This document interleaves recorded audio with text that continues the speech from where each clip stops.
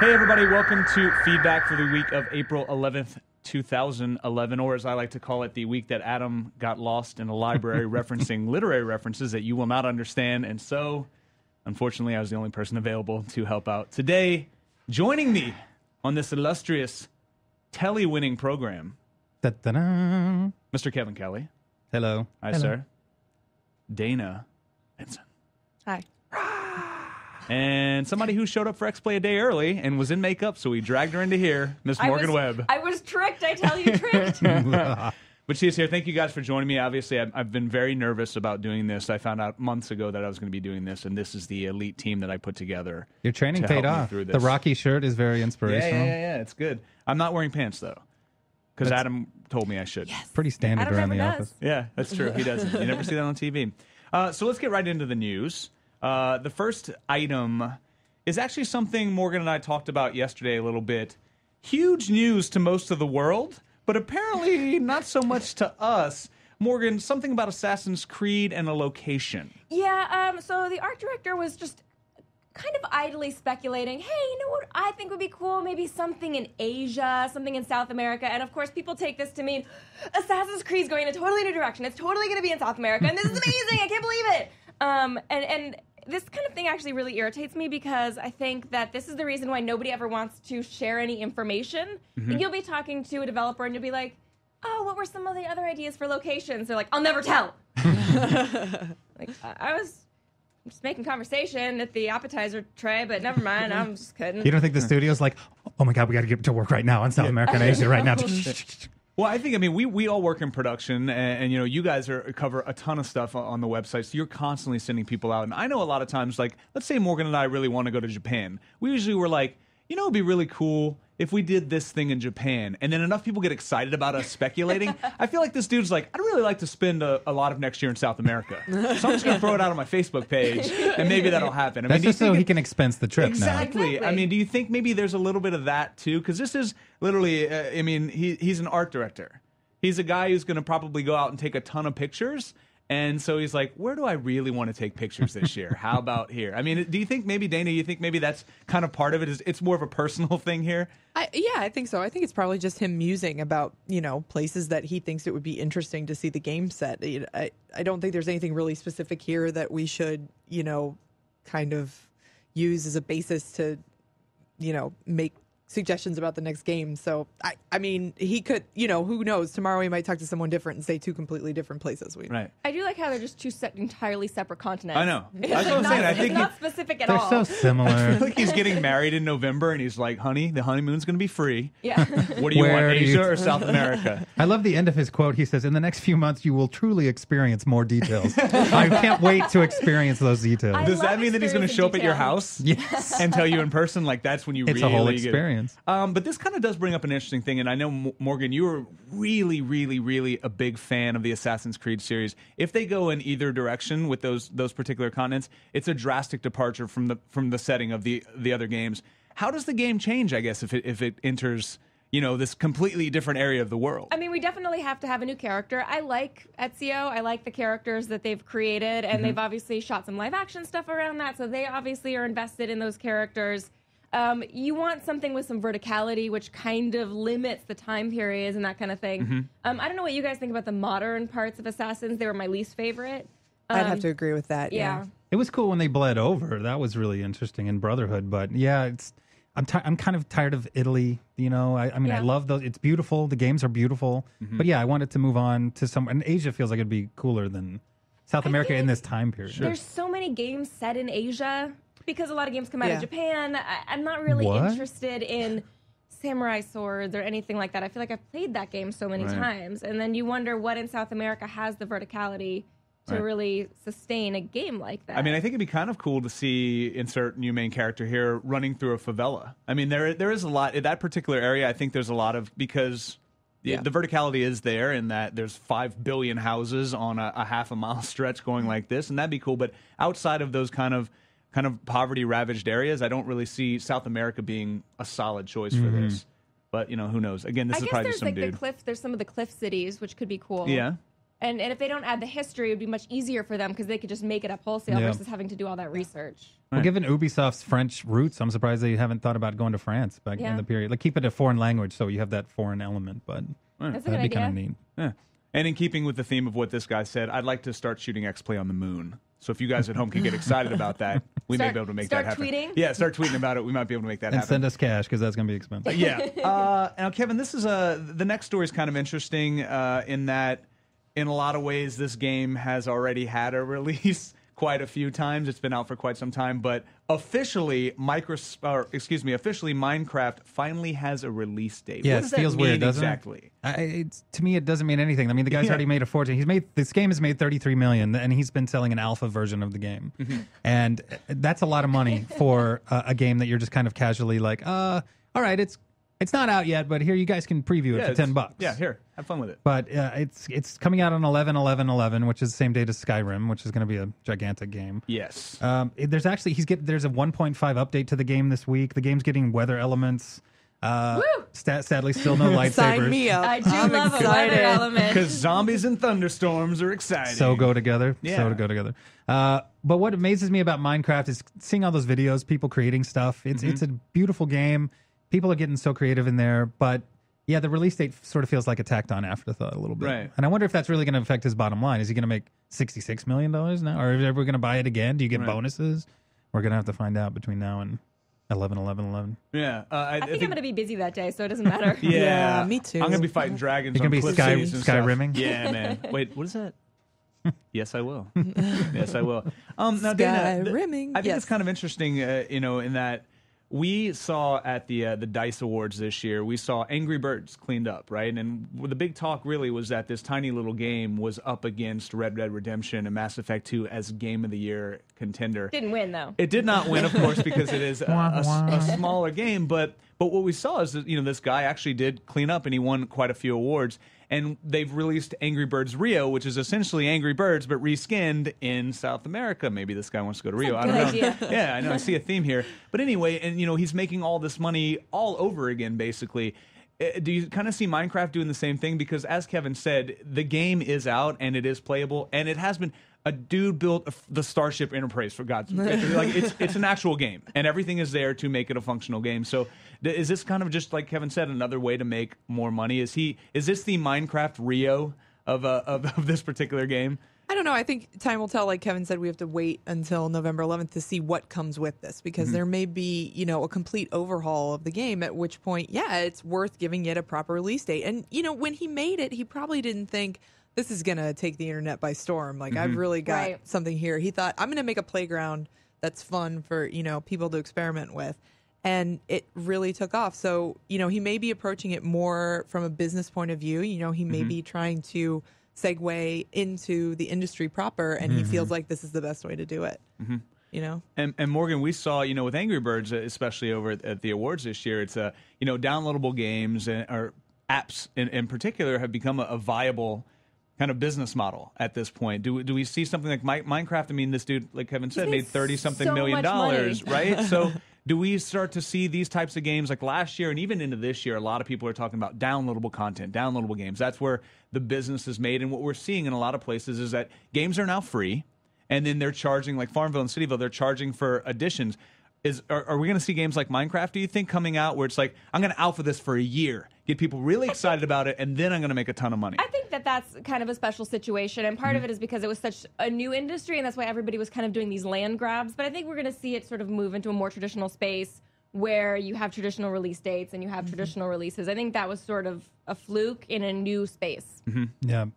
It feels like Apple with the App Store and the iTunes, they make so much money off of that. The games industry tried to model after that by putting, like, let's put microtransactions. When someone spends 99 cents, they're not thinking about it. But I've played those games where you have microtransactions, and I don't like to. I also feel like a purist. I'm like, well, I can beat this game without buying the special flaming sword of death, or whatever. And I don't know. I agree with Morgan. I think they're going to put out a game. It's going to cost X amount of dollars. You're not going to nickel and dime your way through it. Right. Oh, I Hopefully. think you're going to get nickeled and dimed. Well, in other ways. Because some yeah. people do need flaming swords of death, dude. That is important. I need For that in 35 cents, I will Minecraft. buy I'm like, that. how much is that flaming sword of death? $1.99. You're an adult. Extra You dollar. make money. You know the value of $1. You know what you have to do to get Adults, it. And you can, you can decide if you want to spend that $1.99 on that flaming sword or whether you don't. Whereas children will just purchase these things because they want them. You know, Will they be allowed to? They're just now starting to put in the parental controls that are required to, kind of rein in kids' purchases. Right. But I've read stories on the Consumerist about kids who take their parents' iPad and charge like $1,300 Right. worth of Oh, well, That's why Steve you told password us that protect your iPad. our own Steve Johnson said Dexter, his son, got on Xbox Live and was just pushing buttons randomly, and he charged like $87 worth of Microsoft points to his account. So Steve is like, I've got points now for the rest of the year. And This guy loves Torchlight. Jesus Christ. Why did he buy it 6 times? I support that. But and you can probably, one of you guys will probably be able to educate me on this a little better, but something like, with children, like Club Penguin is an incredibly successful kind of gaming franchise, right? And that is essentially children who have access to their parents' credit card information, and they're buying. I mean, that's basically what it is, right? Yeah, I mean, there are 2 models for those types of games. One is the microtransaction model, and one is the subscription model. Parents tend to feel much better about the subscription model because they pay a fee every month. They know that it's going to be $2.99 every Right. month, and your kid's not going to come to them every 5 minutes saying, "I need to have the pink one." Yeah, exactly. And those, I mean, in terms of the kid space, that's where games are going. I don't know a lot of parents who go to a brick and mortar store and buy their child a video game. It's all downloadable, and it's either this monthly fee or they give them a preset spending limit. Yeah. And once the kid hits that, they can't spend anymore. But Right. Yeah, but Yeah. they're also teaching kids now about microtransactions because we weren't raised on microtransactions, Sure. so they Right. still feel a little bit weird to us. We're like, I'm not spending 99 cents on that, but I Yeah. think kids are going to be used to that idea, and they're going to be spending a lot of money. I mean, most of Asia's already used to it, so they Yeah. think it's normal. yeah, and every generation has had this parent-child money Yeah. debate. Like when I was little, it was the New Kids on the Block hotline, 1-900 number. Yeah. Oh my God. What happens when you call a hotline? Yeah. Yeah. Is it It's like, like- a sex What does number? happen? No. It's there was an episode of The Simpsons where there was the Corey hotline, and you'd call and he would read the paper. It was literally like that. Like you would call and the New Kids on the Block would talk to you, and they would charge you like $1.99. What a Really? rip-off, New Kids. Did they have some sort of like great. robotic name program thing where like you'd say your name at the beginning and be like, Dana, today in the news, hey, this is Jordan. Maybe if we did that for X Play, we could pay for a show on the moon. Sounds great. We'll get a phone book. We will go down every name in the phone book. And then Marketing opportunity. I like it. Oh, speaking of release dates, 2 quick things. They moved up Brink a week in a very rare. Who does that? I don't know. I can't think of the last time Brink that does. happened. I know they're like, we're going to give this to you guys early. A week early. May 17th was the original date. Now it's May 10th. Yep. And we're assuming, Dana and I were talking about this earlier, that they did that to get away from LA Noire and The Witcher 2, which both Right. come out on the 17th. Sure. Right. Sure. And Ocarina of Time, June 19th, is for the 3DS. Right. Why could you not make that announcement 2 or 3 weeks ago when the 3DS came out? Yep. Let me Right. why? Does anybody know or can we at least speculate why they waited to make the Nobody can announcement figure a out couple how weeks later? Nintendo works. They had huge announcements today about the rest of their year's slate, but it was nothing really, gigantic announcement except for Ocarina of Time. And literally, the 3DS just came out. Yeah. Why not tell people, hey, or let you pre-order it when you get your 3DS? Absolutely. For $10 you can reserve Ocarina of Time. But they're an enigma. I really hope that if they go that route the next game, that they allow you to stand outside with a microphone and use that voice. Hey, Hello, pre-order hey, Ocarina of Time. Hey, kid, you've been here since midnight without your parents, This is son. Ashley for $10 more from dollars. You- GameStop. Your God, I hate her. pre-order. You And can call Ashley, a if you're 900 watching, number and You listen gotta to 'em. just move on. And then one quick thing before we move on to the next part of this program. This is a kind of a big news. Harvey and the brother that nobody else talks about Oh, yeah. are actually Bob. getting into the gaming business, Dana. Well, we talked about this a few weeks ago on our 3DS episode. The Weinstein brothers are forming their own game company, and now we have some more information about it. Basically, they are getting into the mobile and social space. They also mentioned console platform. Sorry, I'll let you finish before No, I finish it's before I okay. start sighing. Go ahead. But I have to think that's probably on the back burner for now. But they're going to do it based on their movie properties. Wow. So the only people excited are Matt Damon and Ben Affleck. Yes. About this because they stand to make more money off of Good Will Well, the Hunting. Scream people, the new Scream movie is coming out this week, Scream 4, which is just ridiculous. But I'm sure there's a Scream video game in the I works. can't wait. I'm sure it's going to be amazing. I hear David because we know Arquette's how- available for VO at this point, I think. For free. Yeah, for Yeah. free, actually. And a cup of coffee. You have to give him a cup of coffee. Oh, that's right. He did have a writer on his contract. Yeah. Now, we unfortunately live in a world where there major movie franchises always have to have a video game released. And 99.9% of the time, those video games suck so hard. But I think we're starting to see people knowing that. Right, I think people are finally wising up to that fact. right. But if they're not, the Weinsteins are the kind of people that are going to take advantage of the ignorance that the majority of people have in Yes. regards to kind of these like packaged in video games. So I personally think this is a scary thought. If they're going to have the option, if some developer is going to say, guys, we are going to devote part of our team to making a game for every movie that you make, if they've worked out some sort of deal in that regard, this is a scary thing. And I think if movie studios are, because these development houses, especially now, in order to make these AAA titles, you need years and tons of people to make just a good game that's not attached to some crappy source material that two fat guys are putting on a movie screen anyway. So I think this is a pretty scary thing. Yeah, I mean, I think they're going to be making, iPhone games and crap free games on the internet. What I really don't like about it, it's another step in the inevitable progression of video games into sort of this media conglomerate where they're all going to be like, I can't think of the last movie I saw that was good. What? And You need to see Hannah. I haven't seen that. That one looks interesting. Go see Hannah. I saw Waiting for Superman. I thought that was good. Although That was pretty good. Incredibly depressing. Yes, it's But I'm a talking And the game documentary. version of that would really be depressing. I should say, all these sort of big comic book movies, like, people always going, like, that movie sucked. And I'm like, really? Are you surprised? Really? God, that Tron was awful? No. Wait a minute. Wait Oh, a no, minute. no, no. We're not getting into this. Okay. Because that'll be the rest of the show with Kevin Kelly. He'll be bitching about Tron with Kevin No, Kelly. I will be. Bitching about people who don't like Tron Right, with Kevin exactly. Kelly. Well, actually, it's That's funny the show. that you mentioned that because they formed their own company to make these games. It's Okay. called Beefy Media. Well, that's actually that's a consultant Beefy. firm they've hired. Oh, it's not an actual. Video Would game you think the production. Weinsteins would really call it beefy? They're like Well, I Chubborama thought Media. maybe they would. We be hungry all the time.com. That's our website. It's like when people are like, I'm going to make video games too. You meet people, especially in Los Angeles, all the time, like, I have this amazing idea for a video game, but I can't tell you about it because it's my super secret project. And I'm Yep. working with someone who actually made a real video game. You're like, oh, what video game? Oh, such and such. Oh, was that on consoles or downloadable? I don't know. This is going to be great. Yeah. Barbie's It's gonna be Horse a real Adventures. winner. It's going to be a winner. My horse and me. If you're having a bad day, Imagine ballet. that game is awesome. I think it depends because I have mixed feelings about this. I mean, I think what you said is right on. Like a lot of people just see the dollar signs and Right. they can't look past that. They're like, oh, I got to get a I could piece do of that. this. I Yeah, could make Farmville. It's like, actually, no, you can't. it's Right. very It's more You're complicated not than you Ryan think it Reynolds. is. You're not that smart. I promise. But at the same time, like the people who are fans and invest themselves in these Weinstein properties might be really excited to get a Scream game on the iPhone. Yeah. Like I played the Until they- Deadliest Catch until they video play it. game. That thing, it was not very good. But you enjoyed the experience. I liked it because I liked the show. Right. So I mean, I think there's an audience out there for it. I just hope that it doesn't, they don't take it too far, like you were Right. saying, and it becomes a bigger issue. Right.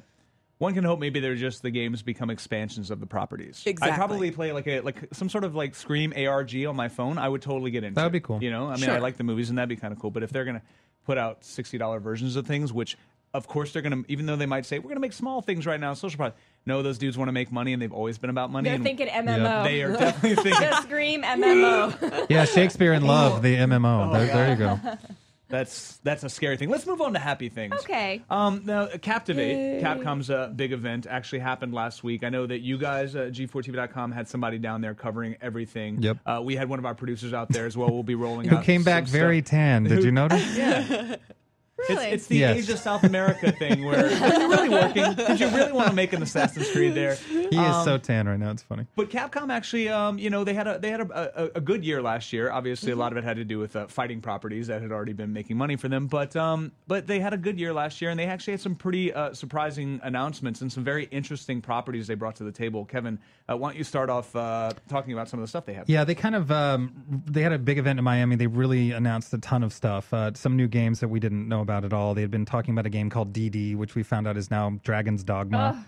It's a big open world action RPG, and apparently in some of the boss battles, you can actually climb up on them, Shadow of the Colossus style, and fight them, which is kind of a cool addition. Yeah. We saw Asura's Wrath, which is this gigantic, epic, like literally one of the enemies you're fighting grows to be the size larger than the planet that you're on, and attacks you while you're still just a little guy. It's kind of amazing. Okay. We saw Street Fighter across Tekken for the first time. We got to play it. They announced Street Fighter Arcade Edition. It's last year in Japan. They had a Street Fighter 4 Arcade Edition that came out with some features that were not in the game.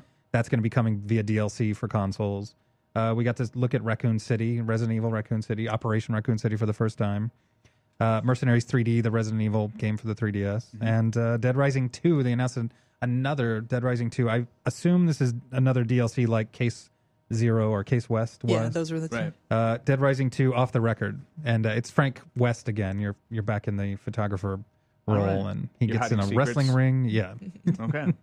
I like it. Because it's off the record. I want to start with the Azura's Wrath, and this is something that interesting. The information you guys brought back. That's a super cool boss battle, but essentially the video that was shown was a 15-minute QuickTime event. Yeah. That terrifies me.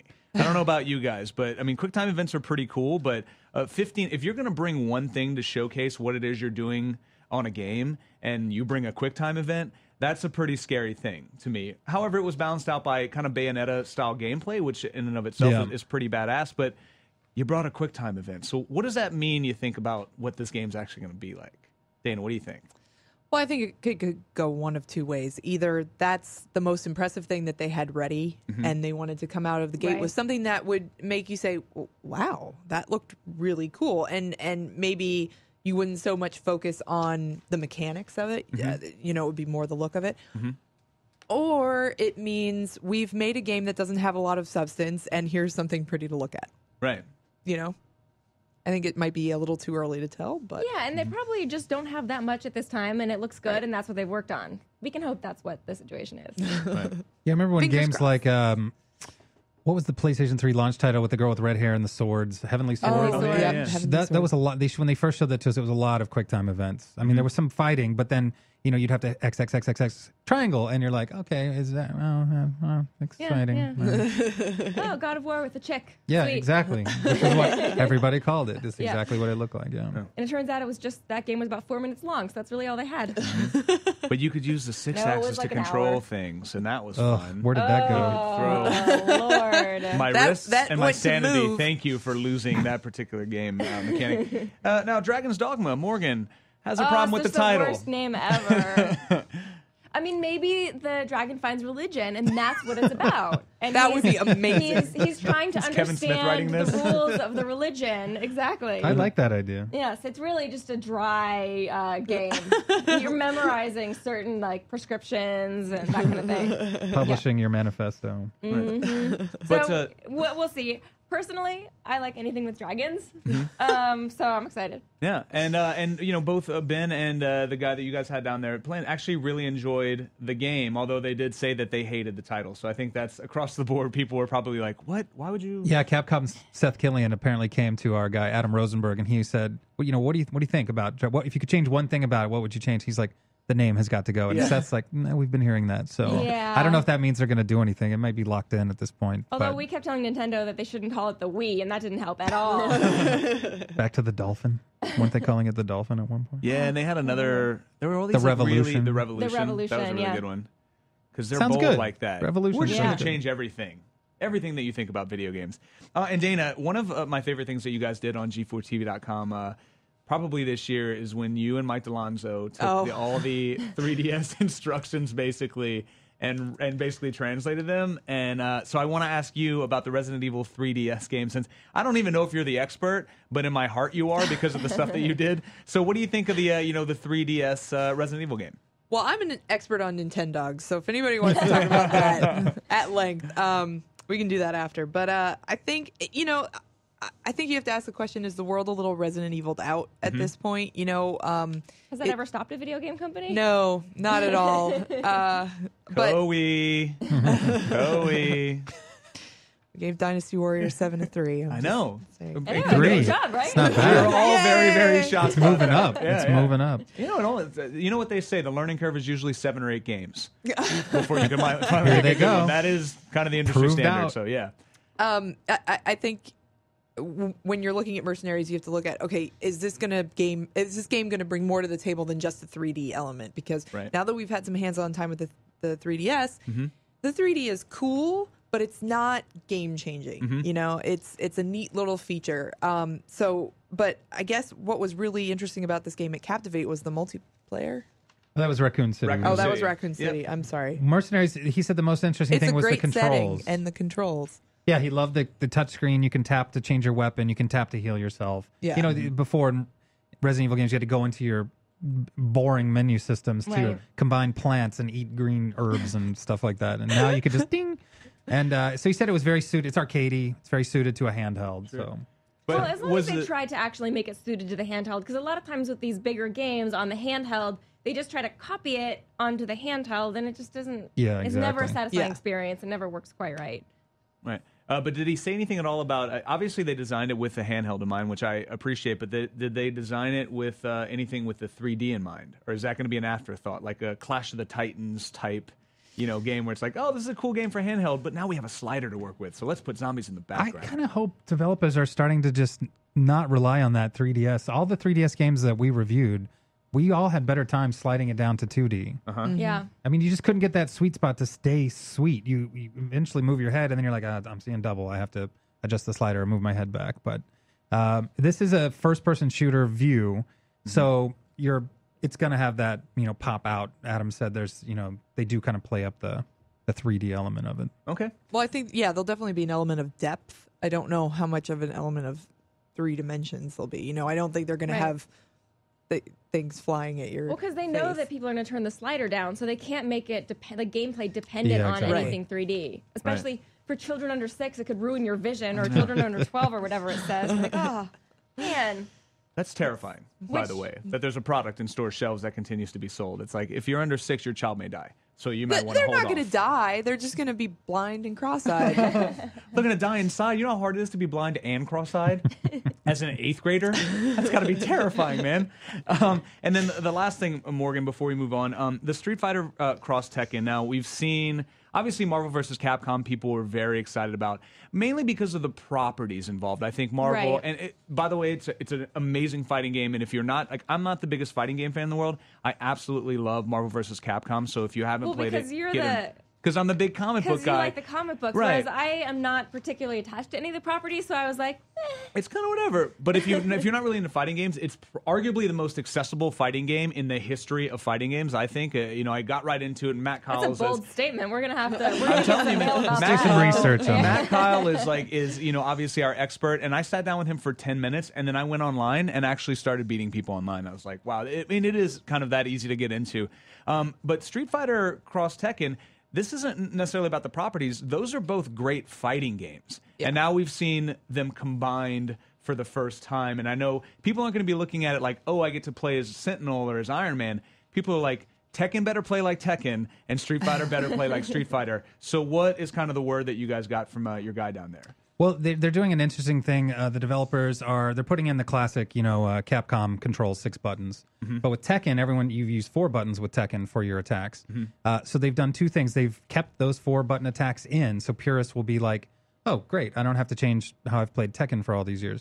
But they're also adapting a 6-button control scheme that you can switch to if you want for Tekken characters. So they're kind of trying to mesh both of those worlds together, but yet keep it separate at the same time, so they won't hear the backlash that people like with this Mortal Kombat stick that has come out recently. That everyone's complaining about the button layout, but that's a beast of another movie. We're fighting wars on like 4 fronts, and then this fighting stick comes out, and it has a button in the wrong place, and everybody's. But it mimics the Mortal Kombat Buttons in arcade the wrong layout. place?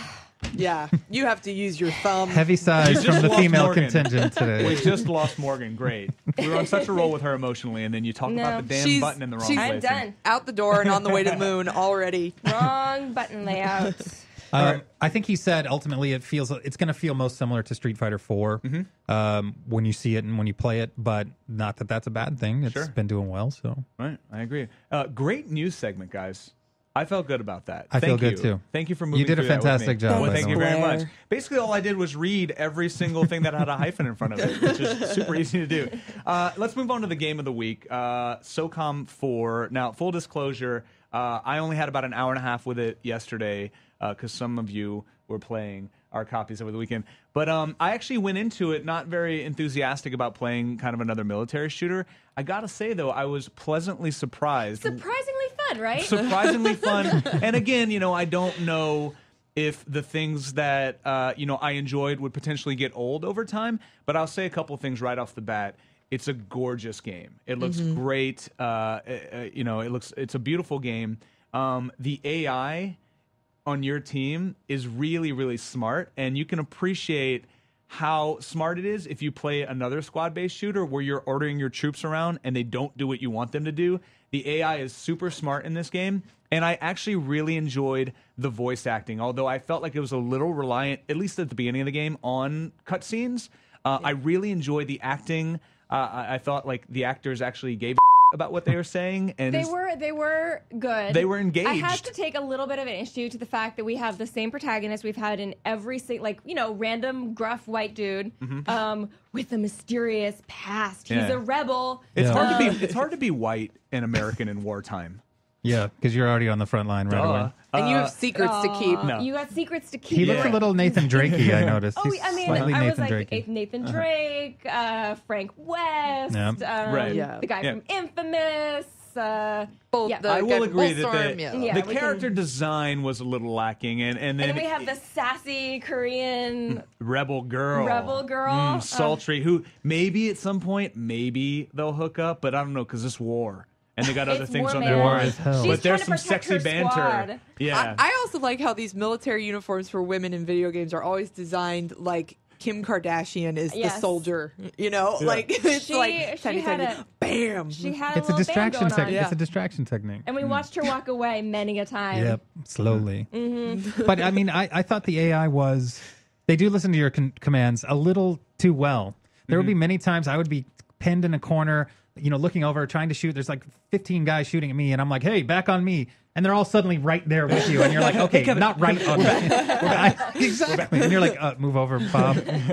But yeah, They were good about like going down undercover because I hate that when like if you don't send Yeah. them to the right exact point, they're just gonna stand up and run around Right. and get shot, and you're like, cover's right No. Where am I going? What's There's- going on? No, They so, were- so that was definitely Yeah. it worked well. However, I felt like there weren't necessarily enough places to send them. right. Yeah, you I'll were agree mentioning with the that. path is very linear. Sure, There's not like sure. we're going to go around this giant hill, come up on these Right. guys from behind. No, you're kind of like, well, So I'm like, you go, go on over the there. left side, you go on the right side, and I'm gonna hang back here and snipe the people from the middle. Exactly. But that being said, I have a lot of small issues that I could say about the game, but the overwhelming experience was enjoyable.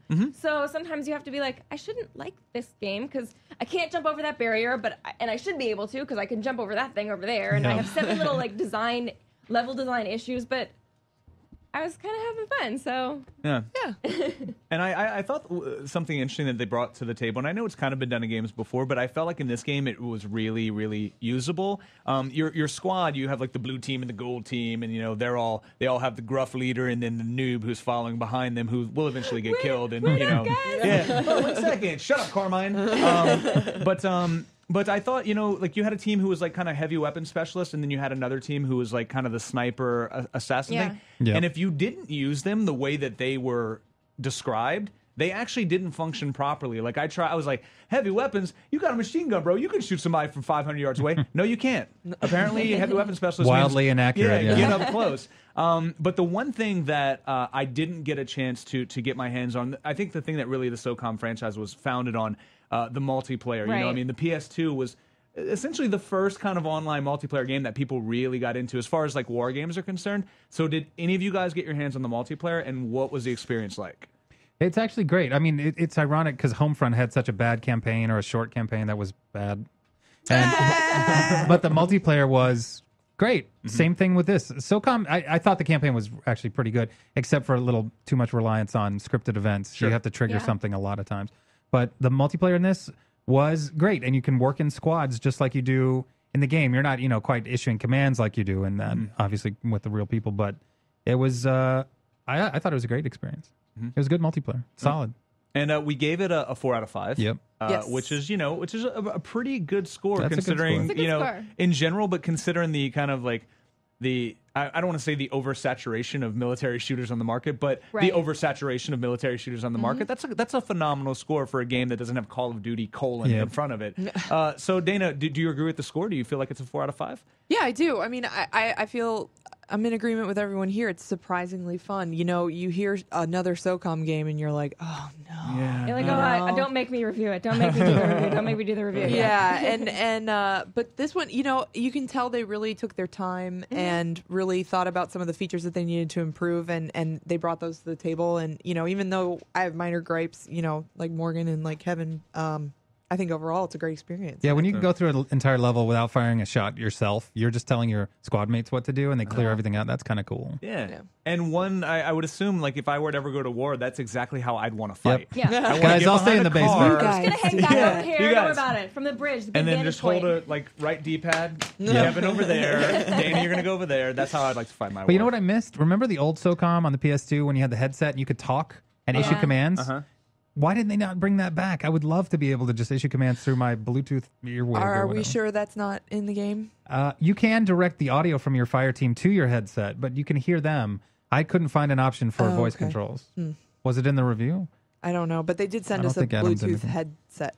Did they really? Yeah. Oh, but it's probably for multiplayer because they know nobody has one. Yeah, that's right. It's exactly true. It's silent on the PS3. It really is. It's a blessed silence. Though. Sometimes when you're playing, you're like, I love it when it's Yeah, quiet. there's no teabag, douchebag. Yeah. When DCUO came out, I've had a PS3 since launch day, and when DCUO came out was the first time I was like, oh, I don't have a headset. Oh, wow. How did I not notice this for a year and a half, 2 years? How did I not know I didn't have a headset? But anyway, that's Wait, do you have one now? I do now. Are you talking in DCU? Yeah, well, only with Jessica because she was living in San Francisco, but then she moved down, and so now we're like, oh, well, I'm glad we have these. But whatever, we don't need them anymore because we're right next to each other. Nice. Okay, so let's move on to the user question in regards to SOCOM 4. And Dana, I thought you had a really good point about how, it's still a good game considering the oversaturation of the games in the market today. So this is kind of about that. So I want you to start off with this. White Wolf Assassin says, is there a middle ground in military shooters with the imminent release of SOCOM 4? I've noticed that you don't see many military shooters out there striking a balance between the accessibility of Battlefield and the realism of Operation Flashpoint. So are we stuck with the choices between over-the-top or hyper-realistic shooters? Is there a middle ground? Yes, I don't think we're stuck yet. With every game that comes out, developers are really getting better at merging gameplay mechanics and story. And I think as that becomes more developed, it's going to take a while. I think people forget, even though video games have been around a while, their history is rather short. Sure. And so people are still finding their way. And I think that, leaps and bounds have been made and they will continue to be made. And we're just going to see things kind of become a little bit more, ride that middle line between being overly realistic and yet, or like I'm going to kick you against the wall and then fire a laser at your balls. Right. But it's also nice that, like, within the same game, you can have a little bit of control. Like, you can change the difficulty so that, like, you'll die if you get shot once versus, you can take a lot of bullets. And that's, like, a little bit of the difficulty because different people are looking for different experiences. Yeah, it's so true. Do you think that the marketing or the development of these games is based a lot on kind of video games are escapism, right? And although they're becoming more and more real, and they are in a lot of ways, they're as real as some of the things you would actually do in real life, like Nintendogs. I have a dog. I play Nintendogs. You're right. That's how much work a dog requires. But do you think that, like, when they're developing these things, they kind of look at a lot of the real world stuff going on and go, God, war is a bummer right now. War is always a bummer, but specifically right now, it's all over. Maybe we should make a bullet storm because, Epic and People Can Fly, they could have made any shooter they wanted. But they were like, you know what? Let's make this over the top, whatever, because there's just so much negative stuff going on right now that we want people to experience a different side of A shooter shooters. with a sense of A humor. shooter with a sense of humor. Do you think that goes into it at all? Well, I really liked Bulletstorm. I mean, don't get loved me it. wrong. Like, I had a lot of fun playing it. But it was seriously over the top. I think it's hard for developers, and I'm just guessing at this point, but there are these serious issues that are going on in the world, and it is a bummer. Like you said, it's a really big bummer. But at the same time, just because of the way video games are, it's so fun to shoot stuff. It's true. That I think it's you say, man, that's a bummer, but Call of Duty is a great game. Yeah. And And some people are more into the military than other people. Absolutely. Some people might find that fascinating and interesting and want to experience it and want to have the same experiences as some of the soldiers while not facing imminent death. yes, Yeah. We work with a group of guys called Off Duty Gamers. It's real military guys who break down video games. They've been looking at all the Battlefield 3 videos and breaking them down in like intricate detail. And it's pretty amazing to look at it from their perspective and read like, that's not how you would put the ring, or you wouldn't put a grenade right here. It'd be down here, and stuff like that. I'm like, wow, that's amazing. For me, I'm like, I just want to shoot stuff. I want to blow up that car. I want to see if it'll explode when I shoot it. Though. When do I get the gun that allows me to shoot a shark that tunnels under the ground and comes up and bites a guy in the balls? Isn't that in Gears 3? Well, they have that burrowing weapon. Oh, it shoots like a grenade that pops What was up. that game? It was LucasArts. No, there was They a had game the that shark shot. gun. It was called Armed and Dangerous. Whoa. Yeah. Nice retro reference. Thank you. Long distance high five. I don't want to touch any of this stuff because E will get pissed. Ryan Seacrest will hunt you down. Yes, he will. Our Kardashian. Call back to what you said. And then quickly, before we move on to the questions of the week, and we'll only have time for a few, but quickly, around Robin, just quickly your point. What should games add to make squad-based play more squad-based? Kevin? Well, mine's a little more serious. Okay. On a serious note. We should have started with No somebody. Man Left Behind. I think like you need the squad-based, they need to make it more like you're a team. Like in SOCOM, you feel like you're just issuing commands to these guys. You don't care about if they die or not, and you can always revive them they if they come do. back to Right, life exactly. seconds later, you're You like, just jab them with a needle and "Shake they're it up off, again. buddy, They got shake so it many off." drugs in Walk their it system. off. But like, give me, if you leave a guy back and penalize me, or move to a cutscene where it's like the guy walking up to the house with the letter and the wife crumbling to the ground. They're like, "Oh, we're sorry, but She's Captain screaming Johnson and left him crying. behind." Yeah, exactly. Make and me there's feel like about a it. quick time event where you're folding the American flag Right. to give to them. That is Oh, just you messed it really- up. You dropped it on the ground. You got to burn it now. Yeah, exactly. Oh. Make you care about the characters that you're gonna want to make sure that you don't send Ensign Pete into imminent danger and get burned and everything. Poor Ensign Pete. Ensign Carmine. It's not going to end well. That is just really depressing. I'm sorry to bring everyone down. Well, from Kevin's depressing Let's suggestion, move on to something happy. mine's a little bit more comical. I think you should have to watch Band of Brothers in the Pacific before you play them, because man, I love how you just said that's comical. It's Well, like it's not- award-winning, okay, wait. depressing miniseries. I didn't mean About things that happen for real. comical was the wrong word. All right. I meant less serious to the topic and All hand. right. Anyway, they're great. If you haven't seen them, you have to watch. I agree. Them. That would was be my cool. point. It's like you can't play the game until it's like, nope, you still got 12 hours to go, buddy. You well, got because to watch it. they really do a great job of illustrating what actually happens when you're Teamwork, in war. relying on good and bad, having superiors that won't listen to you or Right. doing the wrong things, and it's life or death. So I think Right. It's true. required watching. Harvey, Bob, if you're paying attention, these are the types of games we want to see made based on movie properties or TV properties. Why don't I actually have something that's completely ridiculous? Why don't we just go this way and then go to Morgan in case Morgan got something? I think that in the game, your avatar should be chained to your squad with the little Sesame Street child leashes that moms use to drag kids around the mall. That's it. Morgan, what about you?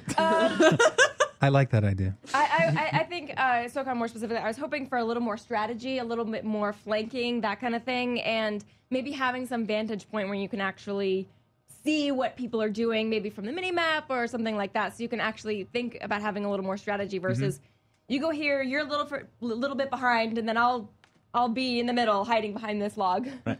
Somebody loves RTSs. Well, I was Her name I is kind of Morgan do want to Webb. make a lot of games RTSs. I was playing Supreme Commander 2 for the first time this weekend. Oh, great game, And right? you can, it's great because you can be zoomed in on the action and you Yeah. see the units, but then you pull back to like a maxi map, for lack of a I better can't word, tell and you you can see how many everything. times I'm trying to zoom out on StarCraft. I'm like, oh, zooming out. Yeah, it doesn't go out because Supreme Commander has spoiled you for that. But it's a great, and it's a then great you see, way to look the at little it. icons and everything from way above. Oh, And you can it's tell what's going on, fantastic. who's Yes. attacking. It's really cool.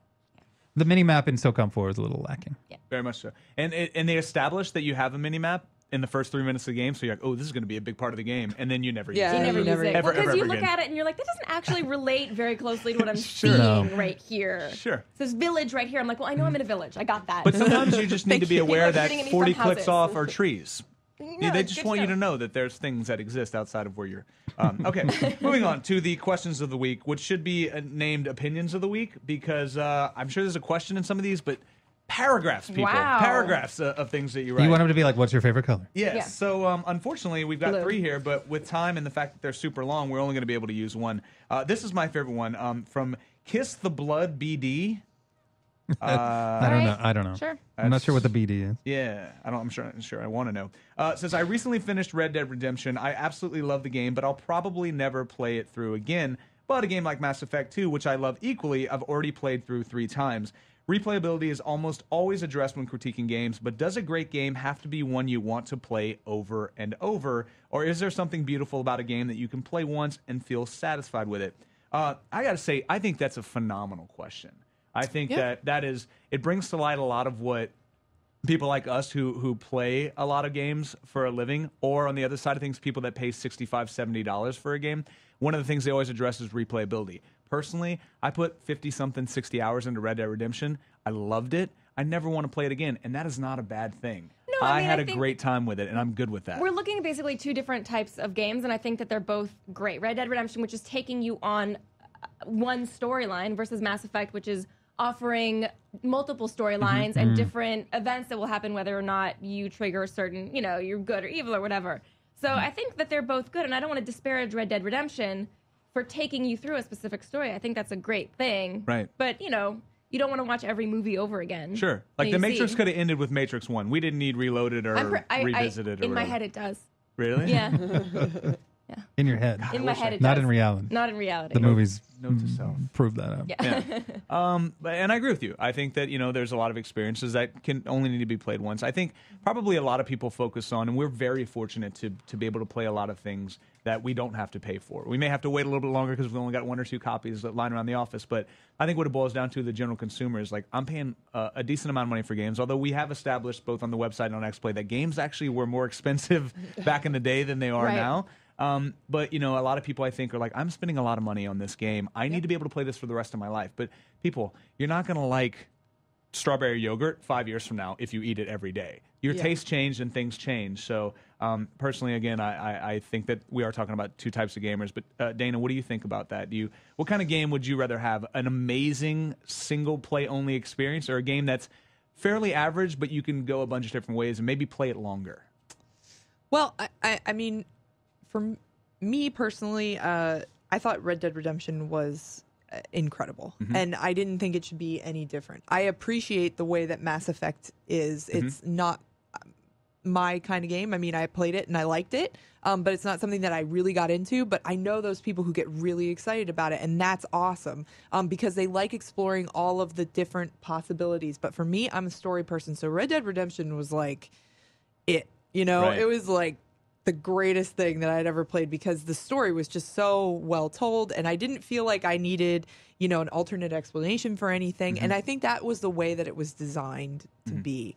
And I bought it. I paid money for that game, and I don't think I would have wanted it any differently. They tend not to send out copies. Yeah. We Yeah, all it's really funny. ponied up for that The one. ones that take more than 8 hours to play, we usually all end up going out and buying ourselves for some reason. But I guess I would rather have a really immersive, 50 or 60 hour experience than maybe buy a game like, say, Homefront, where I played through the single player campaign and, it was only 3 or 4 hours. And yeah, the multiplayer is good, but in my mind, it just doesn't compete with something like Red Dead Redemption. So, well, for me, it's like Mass Effect 2 offers this giant experience, 60 hours plus, but I get fatigued from that after a while. I'm like, I don't want to, I know I'm going to have to do this, and I got to go explore some more planets and mine for elements. So I'm kind of tired of that.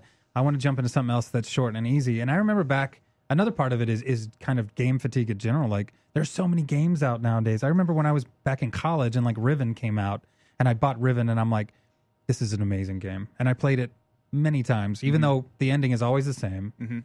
and there's only one way to get there. You solve puzzles and get there. But I played it over and over because I was like, this is beautiful, this is gorgeous. But it meant I didn't have 4 other games on the shelf I could choose from. It was like, well, it's pretty much this game right now. Sure. Now there's games everywhere, and it's like my nightstand has like 10 books on it because I'm like, I like all these books. I'm going to read all these books. But I'm not reading one through at a time. I'm kind of jumping from book to book. Same with games. I'll be like, yeah, tonight I'm going to try a little Undead Nightmare. I'm going to rekindle my Red Dead experience. No, tonight I'm going to play Crisis 2 because I'm loving that. It's a crazy time for games, and it's only going to get worse, I think. Yeah. I mean, in a good way.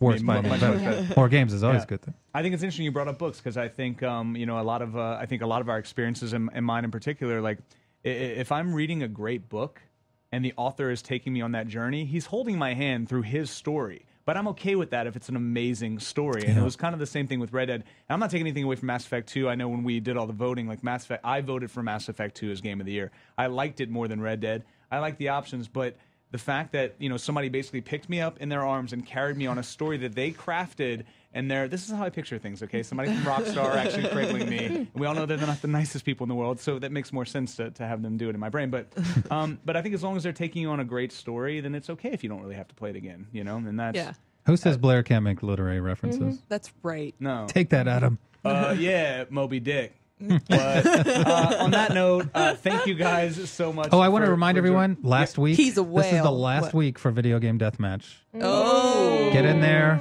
and vote. Yeah, and to win, for your chance to win a 3D TV, right? Is that happening? There are 'Cause prizes. That's awesome, because I just bought one.